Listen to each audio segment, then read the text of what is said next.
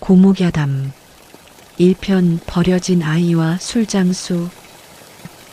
비가 내리고 있었습니다. 조선의 밤이었습니다.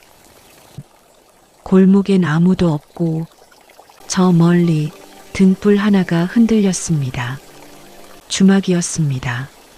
누룩 냄새, 낮게 깔린 목소리, 술 따르는 소리, 그리고 처마 밑에 작은 아이 하나가 있었습니다. 이것은 그 아이의 이야기입니다. 오늘도 고목야담에 와주셔서 감사합니다. 구독과 좋아요, 그리고 어느 지역에서 듣고 계신지도 댓글로 남겨주시면 큰 힘이 됩니다. 자, 그럼 오늘도 감동적인 옛날 이야기 시작하겠습니다. 처마 밑, 경기도 어느 작은 고을의 이야기입니다. 때는 조선 영조 무렵이라 하면 대략 맞겠습니다만 사실 정확한 연도는 중요하지 않습니다.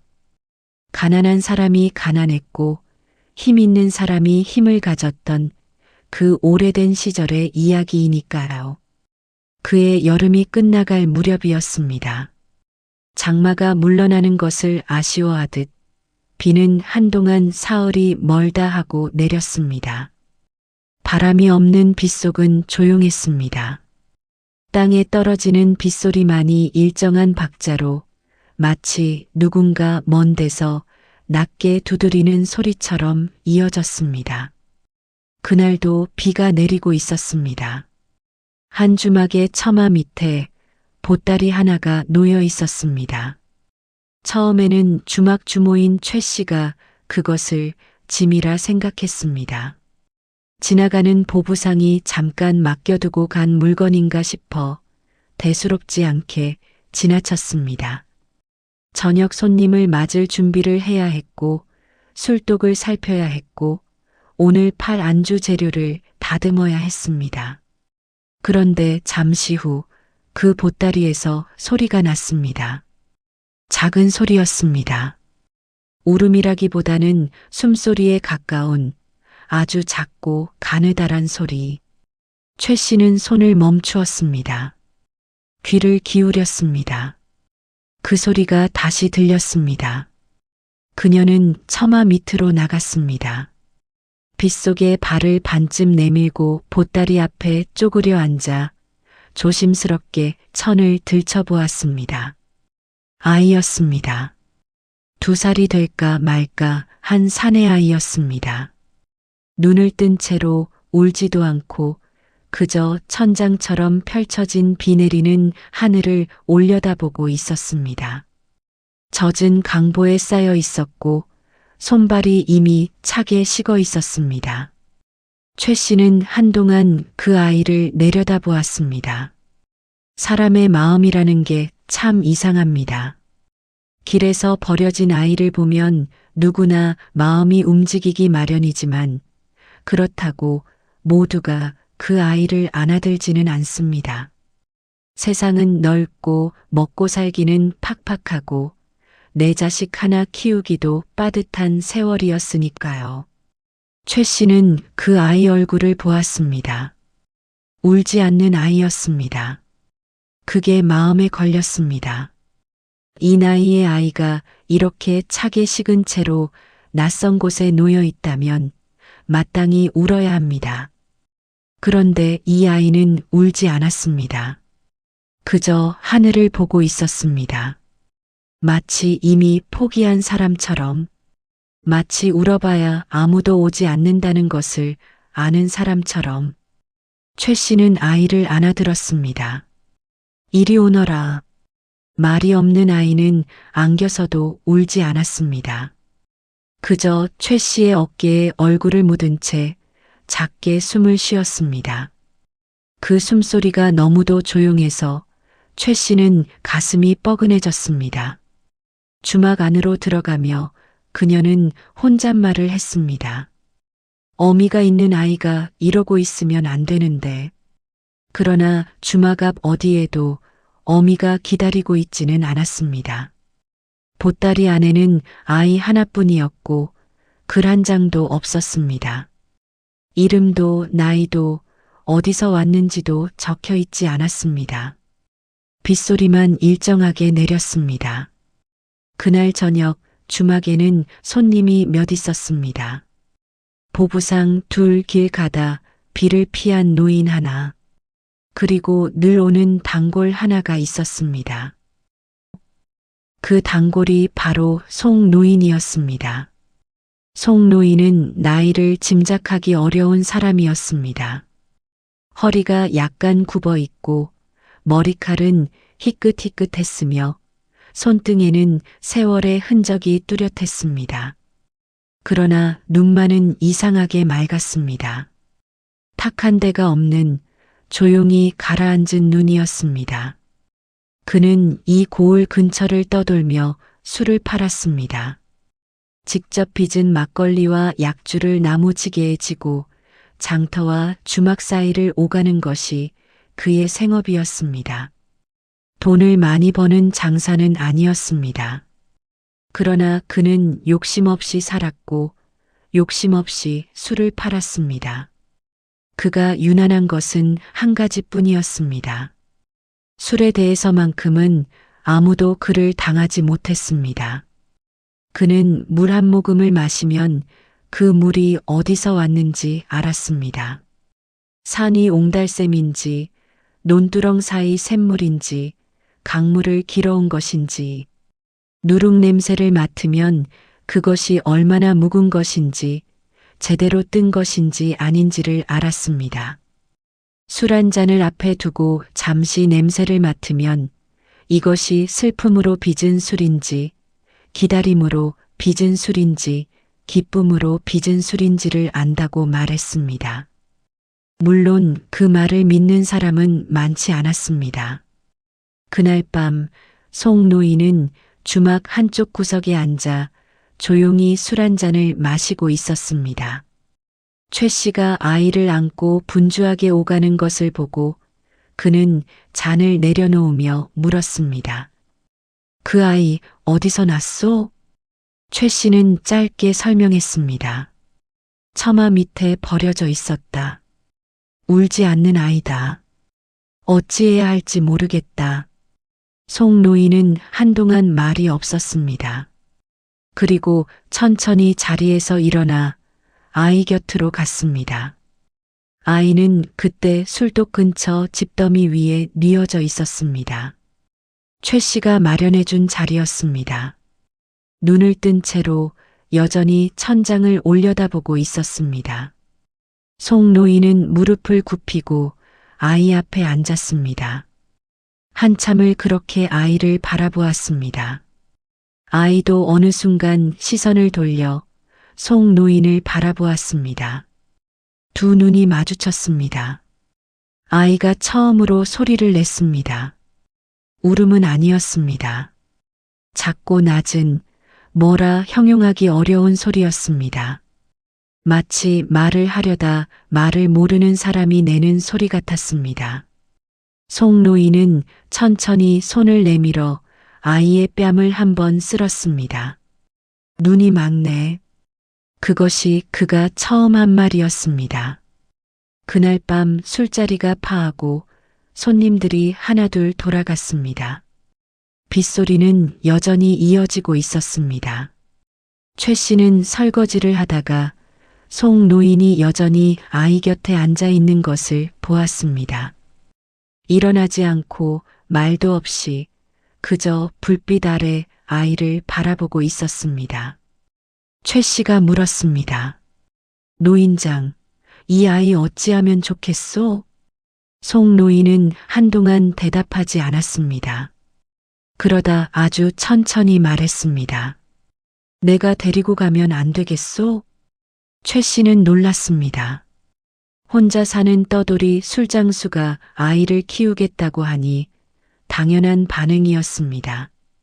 아이를 키워본 적이 있으시오? 없소? 그럼 어찌 키우려고? 그야 해가면서 알아야지요. 대화는 그렇게 끝났습니다. 그러나 최 씨는 더 반대하지 않았습니다. 아이를 받아줄 곳이 마땅히 없었고 관아에 맡기면 어찌 될지 몰랐으며 무엇보다 송 노인의 눈빛이 진지해 보였으니까요. 그날 밤부터 아이는 송 노인과 함께하게 되었습니다. 이름은 나중에 붙여졌습니다. 송 노인이 며칠을 생각하다가 어느 날 아침 아이에게 말했습니다. 이술이라고 부르마. 아이는 그 이름에 아무 반응도 하지 않았습니다. 그러나 송 노인은 멋쩍게 웃으며 말했습니다. 이술이 너랑 인연이 닿아서 만났으니 이술이다. 어떠냐? 아이는 그때도 울지 않았습니다. 다만 처음으로 입꼬리가 아주 조금 올라갔습니다. 그것이 이수리의 첫 번째 웃음이었습니다. 누룩 냄새. 이수리가 처음 말을 배운 곳은 주막이었고 걸음을 배운 곳은 장터였으며 세상을 배운 곳은 길 위였습니다. 송 노인은 아이를 지게 위에 얹거나 손을 잡고 다니며 장터와 주막 사이를 오갔습니다. 아이는 어려서부터 많이 걸었습니다. 비가 와도 걸었고 바람이 불어도 걸었습니다. 그래서인지 이수리는 유달리 걸음이 빠르고 유달리 다리가 튼튼한 아이로 자랐습니다. 그런데 이상한 일이 있었습니다. 이수리가 4살 무렵의 일입니다. 그날 송 노인은 새로 빚은 막걸리를 나무통에 담아 지게에 얹어두었습니다. 이수리는 그 근처에서 놀고 있었는데 갑자기 걸음을 멈추더니 공기 중에 코를 들이밀었습니다. 강아지처럼 킁킁거리는 모습이었습니다. 송 노인이 보고 있자니 아이가 천천히 술통 쪽으로 다가갔습니다. 그리고 통 곁에 쭈그려 앉아 두 손으로 통을 감싸쥐고 눈을 감았습니다. 잠시 후 아이가 말했습니다. 이거 슬퍼요. 송 노인은 놀랐습니다. 뭐가 슬프다는 게냐? 이 술이요. 슬픈 술이에요. 송 노인은 한동안 아이를 내려다보았습니다. 그 막걸리는 사흘 전에 빚은 것이었습니다. 그때 송 노인은 마음이 좋지 않았습니다.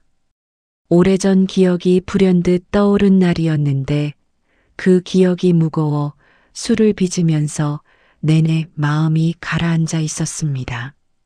누룩을 섞고 물을 붓고 항아리를 덮으면서도 자꾸만 예전 일들이 눈앞에 어른거렸습니다. 그 술이 슬픈 술이라고 4살짜리 아이가 알아챈 것입니다.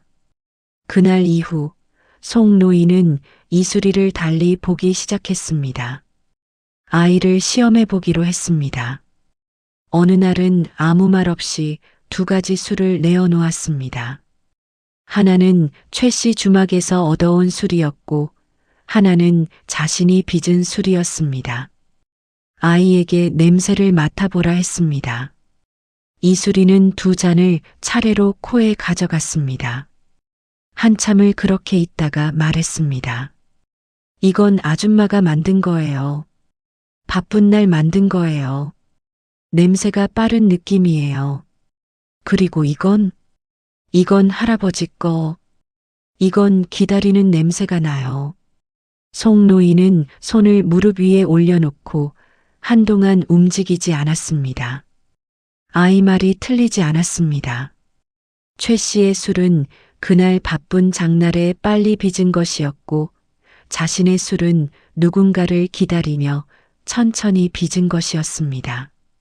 기다린다는 것을 아이에게 말한 적이 없는데 아이는 그 냄새에서 알아챈 것입니다. 어떻게 알았냐? 이수리는 잠시 생각하더니 말했습니다. 그냥 느껴져요. 냄새가 다르게 오거든요. 그것이 전부였습니다. 산막 이미지 3. 송 노인은 그날 밤 오래도록 잠을 이루지 못했습니다. 자신이 평생 술을 만들며 느꼈던 것들을 이 아이는 그냥 코로 알아챈다는 것이 놀라웠습니다. 두려운 것 같기도 하고 신기한 것 같기도 하고 무언가 가슴이 뭉클해지는 것 같기도 했습니다.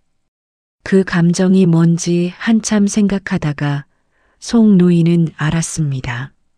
설렘이었습니다. 오랫동안 느끼지 못했던 아주 오래된 설렘이었습니다. 마이너스. 이수리가 5살, 6살이 되면서 송 노인은 아이를 장터에 데리고 다니기 시작했습니다.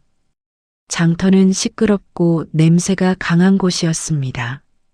생선 장수가 고함을 치고 포목상이 천을 펼치며 호객을 했으며 농부들이 곡식 자루를 들고 흥정을 벌였습니다. 아이에게는 처음에 그 소란함이 무서웠겠지만 송 노인의 손을 꼭 쥐고 걷다 보면 이내 익숙해졌습니다. 술 장수들이 모이는 구역이 따로 있었습니다. 직접 빚은 막걸리를 가져오는 사람, 집에서 내린 청주를 가져오는 사람, 약초를 넣어 담근 약주를 가져오는 사람, 각자의 술이 나무 위에 놓이고 지나가는 사람들이 잔을 들어 맛을 보았습니다. 이수리는 그 사이를 걸으면서 유달리 걸음을 늦추는 곳이 있었습니다. 어느 술독 앞이었습니다. 아무것도 적혀 있지 않은 작은 독이었습니다. 장수는 할머니였는데 손주처럼 보이는 어린아이와 함께 나와 앉아 있었습니다. 파는 척도 크게 하지 않고 그저 앉아서 기다리는 모습이었습니다. 이수리는 그 독 앞에서 걸음을 멈추었습니다. 송 노인이 물었습니다. 왜 거기 서 있느냐? 이수리요. 이술이 어떠냐? 아이는 한참 생각하더니 말했습니다. 이 술은 오래된 냄새가 나요. 그리고 따뜻해요. 이 할머니가 오랫동안 이 술을 만들어 온 것 같아요. 할머니가 그 말을 듣고 웃었습니다. 이가 많이 빠진 웃음이었지만 환한 웃음이었습니다. 이 녀석 어찌 알았냐? 내가 이 술을 시어머니한테 배워서 40년을 빚어왔다. 이수리는 그 말에 눈을 동그랗게 뜨고 할머니를 보았습니다. 40년이요? 그렇단다. 결혼하던 해에 배워서 남편이 죽고 아이들이 커서 나가고 손자들이 생겨도 이 술 하나는 계속 빚어왔지. 아이는 그 이야기를 듣고 한동안 그 자리에 서 있었습니다. 송 노인은 그 모습을 지켜보았습니다. 아이가 뭔가를 받아들이는 순간처럼 보였습니다. 술이 단지 곡식과 물과 누룩의 결합이 아니라 사람의 시간과 기억이 담기는 것이라는 것을, 그 할머니의 40년이 그 작은 독 안에 들어있다는 것을. 장터에서 돌아오는 길에 이수리가 물었습니다. 할아버지, 술을 만들면 그 사람 이야기가 들어가요? 들어가기도 하고 안 들어가기도 하지. 어떻게 하면 들어가요? 송 노인은 그 물음에 한동안 대답하지 않았습니다. 길을 걸으면서 하늘을 보면서 아이의 손을 쥐면서 생각했습니다. 마음을 담아서 만들면 들어간다. 그냥 만들면 그냥 술이 되는 거고. 그럼 할아버지 술에는 뭐가 들어가 있어요? 글쎄, 저는 기다림이 들어있다고 했잖아요. 송 노인은 잠시 멈추었습니다. 그러다 천천히 걸음을 이으며 말했습니다. 맞다. 기다림이 들어있다. 누구를 기다리는 거예요? 오래된 사람이다. 그것이 전부였습니다. 아이는 더 묻지 않았습니다. 그러나 그날 이후 이수리는 술 한 잔을 앞에 두면 가만히 그 냄새를 맡으면서 그 속에 어떤 이야기가 담겨 있는지를 상상하는 버릇이 생겼습니다. 그것이 이수리의 첫 번째 공부였습니다. 이수리가 7살이 되던 해봄이었습니다. 송 노인이 오랫동안 드나들던 주막이 있었습니다. 최씨 주막에서 조금 떨어진 곳에 있는 작은 주막이었는데 주모의 이름은 박씨였습니다. 그 박씨에게 딸이 하나 있었습니다.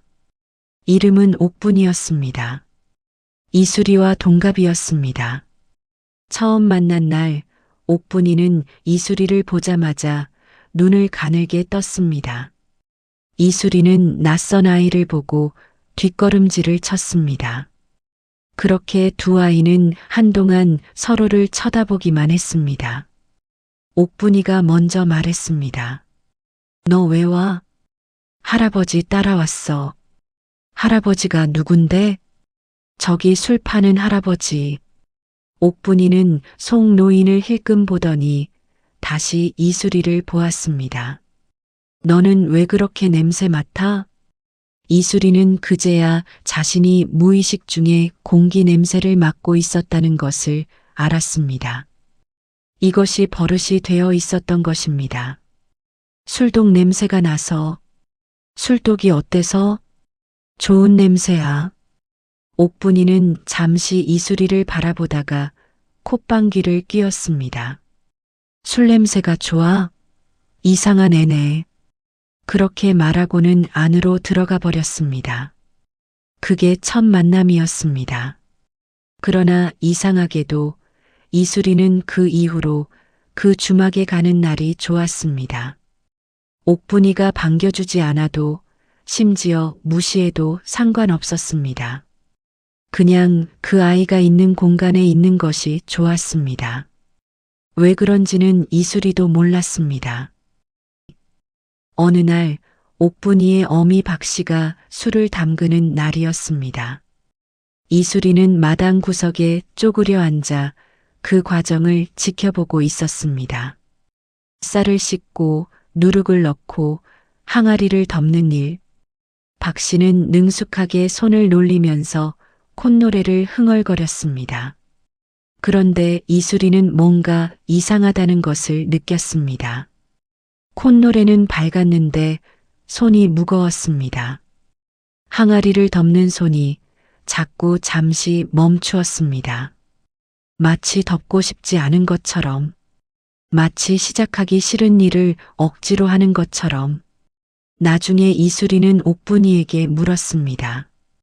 오늘 내 어미가 울었어? 옥분이는 눈이 커졌습니다. 어떻게 알았어? 모르겠어. 그냥 느껴졌어. 술 담그면서 슬픈 것 같았어. 옥분이는 잠시 입을 다물었습니다. 그러다 낮은 목소리로 말했습니다. 오늘이 아빠 기일이야. 그날부터 옥분이는 이수리를 다르게 보기 시작했습니다. 여전히 말이 짧고 때로는 퉁명스러웠지만 더는 무시하지 않았습니다. 가끔은 먼저 말을 걸기도 했습니다. 너 진짜로 술 냄새로 사람 마음 아는 거야? 다는 모르고. 가끔. 어떻게? 그냥 달라. 기쁠 때 만든 술이랑 슬플 때 만든 술이랑 냄새가 달라. 뭔가 다른 게 섞여 있는 것 같아. 옥분이는 그 말을 듣고 한동안 생각하는 얼굴을 했습니다. 그게 신기하다. 나는 그냥 다 같은 냄새인데. 나는 그냥 느껴져. 어릴 때부터 그랬어. 그렇게 두 아이는 천천히, 아주 천천히 가까워졌습니다. 봄이 가고 여름이 왔을 때 두 아이는 주막 뒤편 언덕에 나란히 앉아 저물어가는 해를 보는 사이가 되어 있었습니다. 말이 많지 않아도 편한 사이였습니다. 이수리는 말이 적었고 옥분이는 필요한 말만 했습니다. 그 침묵이 편했습니다. 옥분이가 어느 날 물었습니다. 너는 꿈이 뭐야? 이수리는 한참을 생각했습니다. 좋은 술 만드는 것. 좋은 술이 뭔데? 마시면 살고 싶어지는 술. 옥분이는 그 말이 이상하다고 생각했는지 잠시 고개를 갸웃거렸습니다. 그러다 가만히 고개를 끄덕였습니다. 그거 좋겠다. 첫 번째 술. 이수리가 8살 되던 겨울 초입이었습니다. 송 노인이 몸이 좋지 않은 날이 있었습니다. 기침이 심하고 열이 조금 있었습니다. 장터에 나가야 하는데 오늘 팔 막걸리가 아직 다 익지 않은 상태였습니다. 이수라, 오늘 장에 나가봐야 하는데 제가 대신 가면 안 돼요? 내가 술을 지고 가기엔 아직 어리지 않으냐? 그럼 술을 제가 만들면요? 송 노인은 잠시 이수리를 바라보았습니다. 내가 만들어? 제가 할 수 있어요. 어떻게 하는지 다 봤어요. 그 말이 맞기는 했습니다. 이수리는 어릴 때부터 술 만드는 과정을 지켜보았습니다. 쌀을 얼마나 씻는지, 누룩을 어떻게 넣는지, 온도를 어떻게 맞추는지를 눈으로 배운 것이었지만 그 눈이 보통 눈이 아니었습니다. 해봐라. 단 내 말 잘 들어야 한다. 네. 이수리는 그날 혼자 처음으로 막걸리를 담갔습니다. 쌀을 씻고 불린 쌀을 쪄내고 식힌 다음 누룩을 섞는 과정이었습니다. 손이 작아서 항아리를 들기가 불편했고 힘이 약해서 쌀을 치대는 것이 벅찼습니다.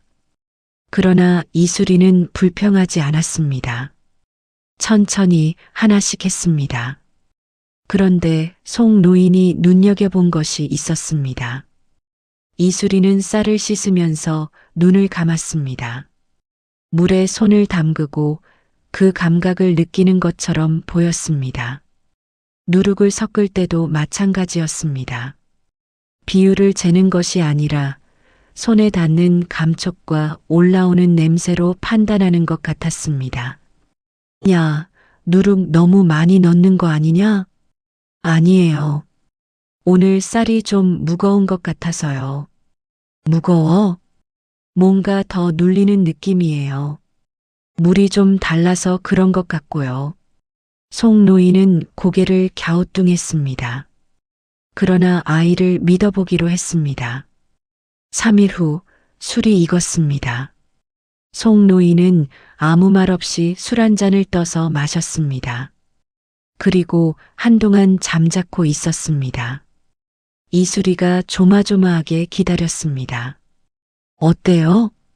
송 노인은 잔을 내려놓고 이수리를 바라보았습니다. 어디서 이렇게 배웠냐? 그냥 느낌대로 했어요. 느낌대로 했는데 이래? 이상해요? 이상한 게 아니라. 송 노인은 잠시 말을 고르다가 천천히 말했습니다. 달콤한 게 돈다. 막걸리에서 이런 게 나오기가 쉽지 않은데. 이수리는 그 말이 무슨 뜻인지 정확히 알아듣지 못했지만 송 노인의 얼굴을 보고 좋은 말이라는 것은 알았습니다. 잘 됐어요? 잘 됐다. 이수리는 그때 웃었습니다. 조용한 웃음이었습니다. 폴짝 뛰거나 소리를 지르는 것이 아니라 그저 얼굴 전체가 조용히 펴지는 웃음이었습니다. 그 술은 그날 오후 장터에서 금세 팔렸습니다. 맛이 달라서 묻는 사람도 있었다고 나중에 송 노인이 돌아와 말해 주었습니다. 누가 만든 거냐고 물어봤어. 뭐라고 했어요? 술장수 아들이 만든 거라고 했지. 이수리는 그 말에 얼굴이 빨개졌습니다. 아들이라는 말이 가슴 어디에 걸렸기 때문입니다. 할아버지, 저 아들이에요? 송 노인은 잠시 멈추더니 짧게 대답했습니다. 그럼 뭐냐? 그것이 전부였습니다. 그러나 이수리에게는 그 짧은 말이 오래 남았습니다. 그날 밤 얇은 이불을 덮고 누워서 이수리는 그 말을 몇 번이고 속으로 되뇌었습니다. 술장수 아들. 나쁘지 않았습니다. 봄이 오고 또 가고 이수리가 10살이 되었습니다. 그 무렵 일어난 일이 있습니다. 지금도 이수리가 오래 기억하는 일입니다. 최 씨 주막에 노인이 하나 찾아왔습니다. 먼 길을 걸어온 것이 분명한 사람이었습니다. 신발이 낡아 있었고 도포 자락이 먼지를 잔뜩 뒤집어 쓰고 있었습니다. 허리는 꼿꼿했으나 눈이 풀려 있었습니다. 최 씨가 술상을 내오자 그 노인은 잔을 받아들고 오래 들여다보았습니다. 마시지 않고 그저 바라보기만 했습니다. 최 씨가 물었습니다. 드시지 않으시오? 잠깐이요. 잠깐. 그 목소리가 떨렸습니다. 이수리는 그때 주막 한쪽에서 나무를 다듬고 있었습니다. 그 소리를 듣고 고개를 들었습니다. 그 노인을 보았습니다. 그리고 냄새를 맡았습니다. 아무 냄새도 없는 공기였습니다. 그러나 이수리에게는 뭔가 느껴졌습니다. 슬픔이라고 해야 할지, 무게라고 해야 할지, 그 노인에게서 오래된 짐 같은 것이 느껴졌습니다. 노인은 결국 잔을 비웠습니다. 그리고 최 씨에게 말했습니다. 한 잔만 더 주시오. 두 번째 잔을 받아들고 이번에는 바로 마셨습니다. 그러다 눈물이 났습니다. 조용한 눈물이었습니다. 소리 없이 아주 천천히 볼을 타고 흘렀습니다. 노인은 그것을 닦지 않았습니다. 손을 무릎 위에 놓은 채로 그저 잔을 바라보면서 울었습니다. 최 씨는 뭐라 말을 해야 할지 몰랐습니다. 그저 물수건을 하나 내어놓고 조용히 안쪽으로 들어갔습니다. 이수리는 그 자리에서 일어나지 못했습니다. 그 노인의 눈물이 이상하게 마음에 걸렸습니다. 슬프다고 생각하기보다 뭔가 알아야 할 것 같다는 느낌이 들었습니다. 술을 마시고 울었다는 것이, 두 번째 잔에서 눈물이 났다는 것이 나중에 최 씨에게 들은 이야기였습니다. 그 노인은 아들을 잃은 사람이었다고 합니다. 먼 길을 과거 보러 간 아들이 가는 길에 역병을 만나 돌아오지 못했다고, 그 소식을 듣고 닷새를 걸어 주막에 왔다고. 이수리는 그 이야기를 듣고 오래 앉아 있었습니다. 그날 밤 이수리는 송 노인에게 물었습니다. 할아버지, 술을 마시면 왜 울어요? 응. 오늘 주막에서 어떤 노인이 술 마시고 울었어요. 왜 그런 거예요? 송 노인은 잠시 생각하더니 조용히 말했습니다. 술이 문을 열어주거든. 무슨 문이요? 마음 안에 잠겨 있는 문. 사람마다 마음 안에 잠가 놓은 게 있어. 너무 슬픈 것, 너무 아픈 것, 차마 생각하기 싫은 것들. 그것을 안고 살아가다가 술 한 잔을 마시면 그 문이 조금 열려. 그러면 잠가 놓은 것들이 나오는 거야. 그게 눈물이에요? 때로는 눈물이고, 때로는 웃음이고, 때로는 말이 되기도 하지. 이수리는 그 말을 오래 생각했습니다. 그럼 술이 나쁜 건 아니네요. 나쁜 술도 있고 좋은 술도 있지. 그 문을 억지로 부수는 술이 있고 조심스럽게 열어주는 술이 있어. 좋은 술은 사람을 다치지 않게 열어주는 술이야. 제가 그런 술 만들 수 있을까요? 송 노인은 이수리를 내려다보았습니다. 10살짜리 아이가 진지한 눈으로 그런 말을 하고 있었습니다. 언젠가는. 그 대답이 이수리에게는 충분했습니다. 마이너스 마이너스 마이너스. 팔막 처음으로 사람들이 웃는 술. 이수리가 12살이 되던 해였습니다. 그 고을에 경사가 있었습니다. 마을 유지의 아들이 과거에 급제한 것이었습니다. 동네 전체가 들썩였고 며칠에 걸친 잔치가 벌어졌습니다. 최 씨 주막에서도 잔치술을 마련해야 했습니다. 많은 양이 필요했고 빠른 시일 내에 준비해야 했습니다. 최 씨는 몸이 좋지 않았습니다. 그 무렵 손목을 다쳐서 항아리를 다루기가 어려운 상태였습니다. 송 노인이 이수리에게 말했습니다. 이수라, 내가 한번 해보겠냐? 잔치술을요? 그렇다. 양이 많다. 하지만 내가 할 수 있을 것 같다. 이수리는 잠시 생각했습니다. 어떤 술이어야 해요? 잔치 술이니까 사람들이 기쁘게 마실 수 있는 술이어야지. 기쁜 술. 그렇다. 팔막 이미지. 이수리는 며칠을 고민했습니다.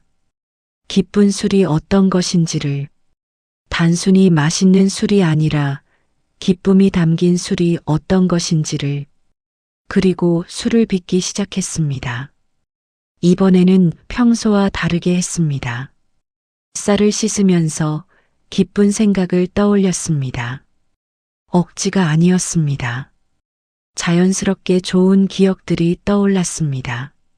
송 노인이 처음 자신을 아들이라고 불러주던 날, 옥분이가 처음으로 먼저 말을 걸어주던 날, 장터에서 할머니가 40년 동안 술을 빚어왔다고 말하던 날, 그 기억들을 품으면서 술을 만들었습니다. 누룩을 넣으면서도, 항아리를 덮으면서도 그 기억들을 손 안에 쥐고 있었습니다. 닷새 후 술이 익었습니다. 송 노인이 먼저 맛보았습니다. 잔을 들어 한 모금 마시더니 그 자리에서 웃었습니다. 큰 웃음이 아니었습니다. 그러나 진심이 담긴 웃음이었습니다.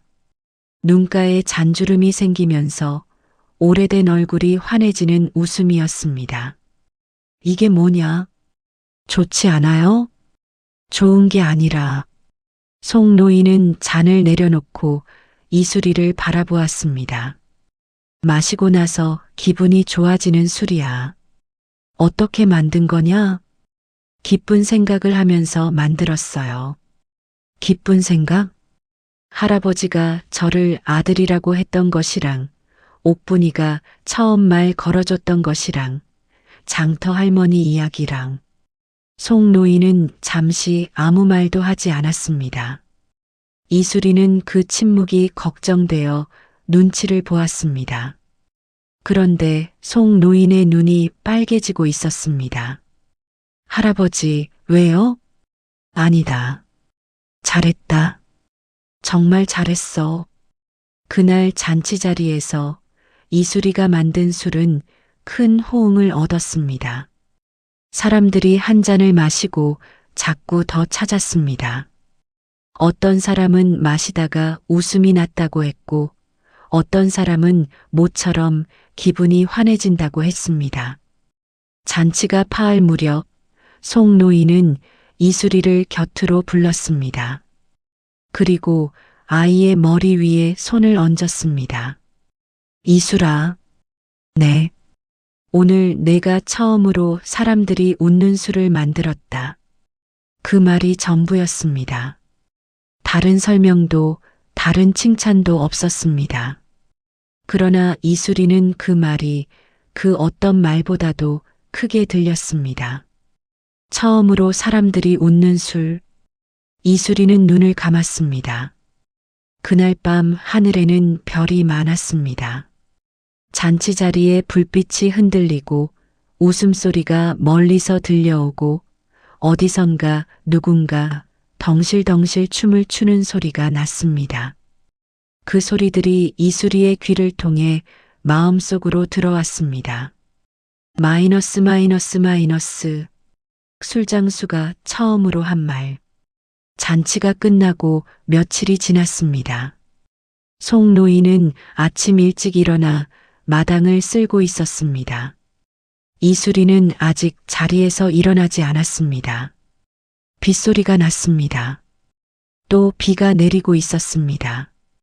송 노인은 마당을 쓸다가 손을 멈추었습니다. 빗소리를 들었습니다. 그리고 처음 이수리를 만난 날을 생각했습니다. 처마 밑 보따리 속에 있던 아이, 울지 않았던 아이, 눈이 맑았던 아이. 그때는 무슨 생각으로 데리고 왔는지 지금도 정확히 설명할 수 없었습니다. 그냥 두면 안 될 것 같았습니다. 그게 전부였습니다. 그런데 지금 이 아이는 기쁜 술을 만들어 마을 사람들을 웃게 만드는 아이가 되었습니다. 빗소리가 일정하게 이어졌습니다. 이수리가 부스스한 얼굴로 문을 열고 나왔습니다. 할아버지, 비 와요? 오는구나. 마당은 왜 쓸어요? 비 오면 또 지저분해질 텐데. 비가 오기 전에 한번 쓸어두면 비 온 다음에 깨끗해지거든.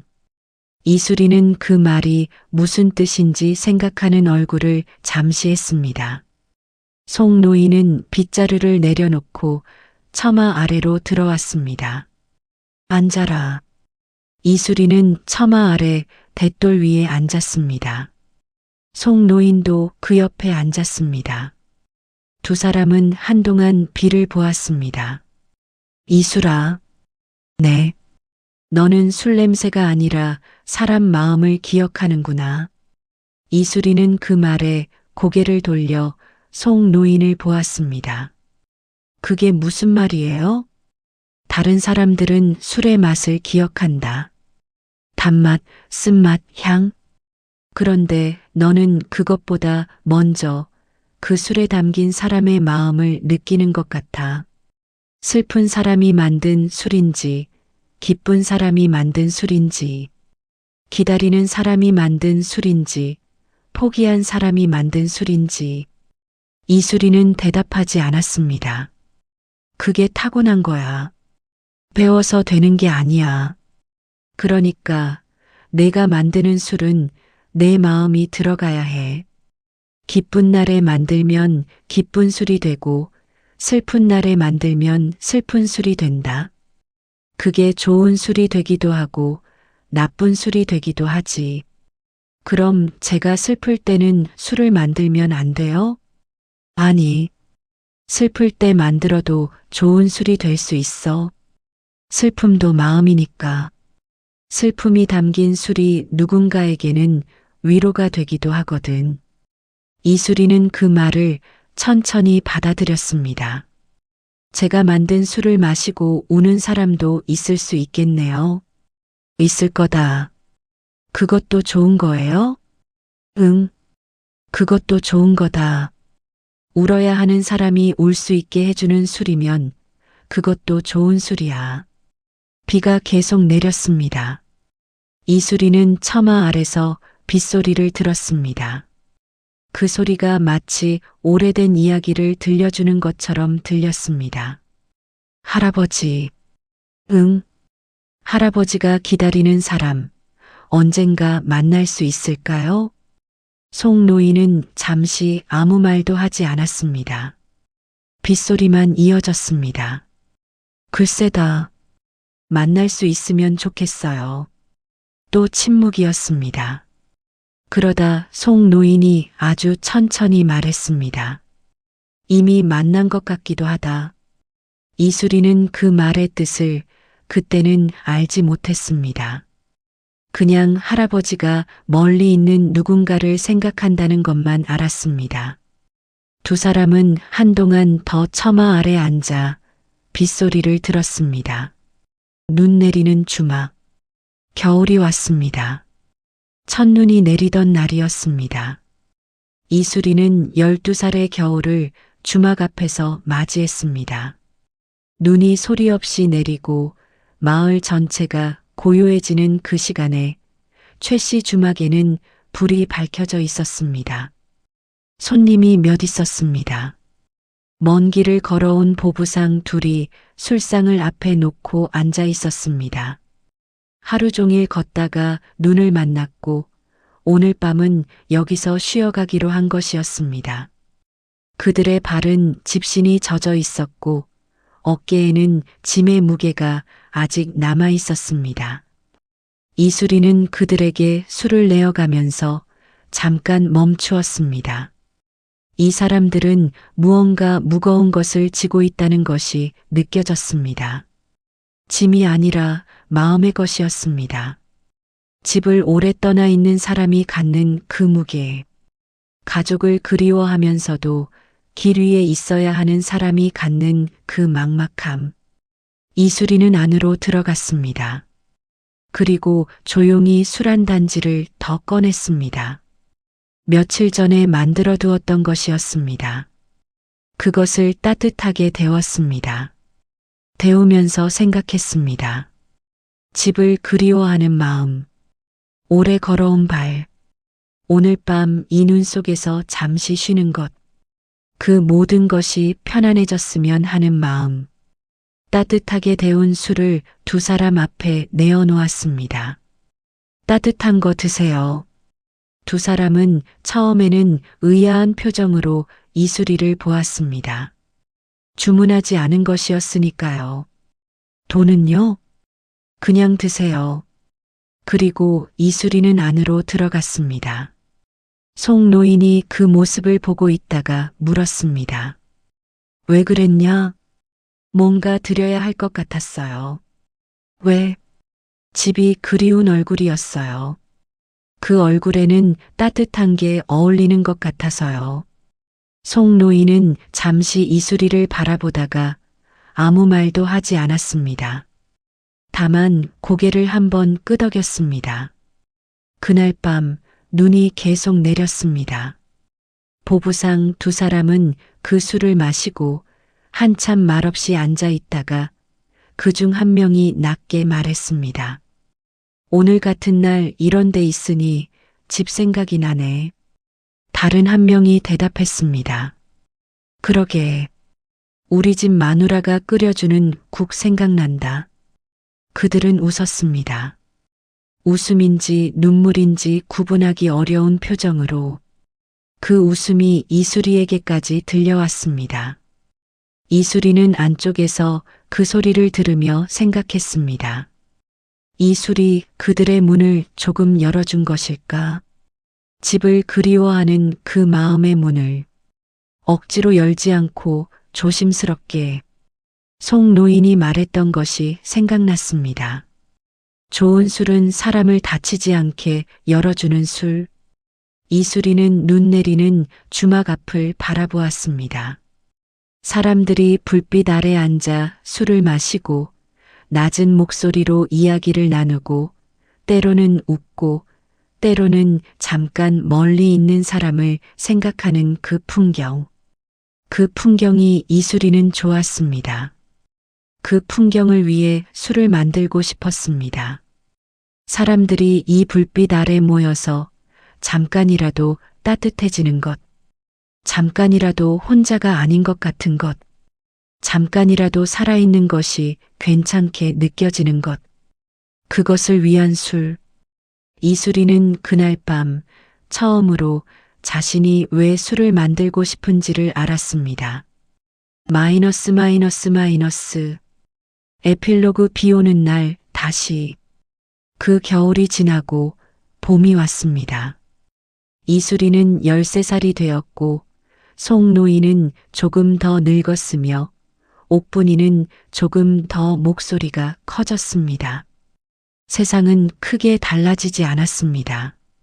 여전히 가난한 사람이 가난했고 힘 있는 사람이 힘을 가졌습니다. 그러나 이 작은 고을의 주막에서는 조금씩 다른 술이 나오기 시작했습니다. 이수리가 만든 술이었습니다.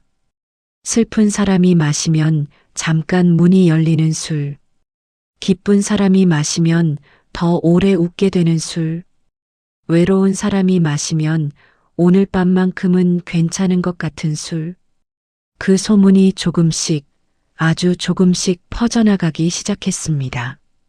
아직은 아무도 몰랐습니다. 이 아이가 훗날 어디까지 가게 될지를, 이 술이 얼마나 멀리 닿게 될지를, 그것은 다음 이야기에서 천천히 알게 될 것입니다. 오늘은 여기까지입니다. 비 오는 날 처마 밑에 버려진 아이가 처음으로 사람들이 웃는 술을 만든 날까지 들어주셔서 고맙습니다. 고목야담 1편 완성입니다. 오늘 이야기는 여기까지입니다. 비 오는 날 처마 밑에 버려진 아이가 처음으로 사람들이 웃는 술을 만든 날까지. 다음 이야기에서는 이수리가 이 작은 고을을 떠나 조선 땅 곳곳을 걸어 다니게 됩니다. 산속 물로 빚은 술, 바닷가 바람이 담긴 술, 그리고 처음으로 마음의 깊은 상처를 받는 날까지 2편에서 다시 만나겠습니다. 천천히 끝까지 들어주셔서 진심으로 감사합니다. 이런 이야기가 좋으셨다면 구독과 좋아요 한 번씩 눌러주시면 저에게 아주 큰 힘이 됩니다. 알림 설정도 해두시면 다음 이야기 올라올 때 가장 먼저 찾아오실 수 있습니다. 고목야담은 계속됩니다.